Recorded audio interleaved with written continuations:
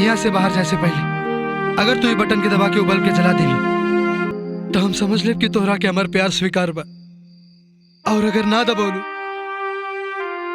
तो हम दोबारा कबू पलट के तोरा जीवन में ना आए।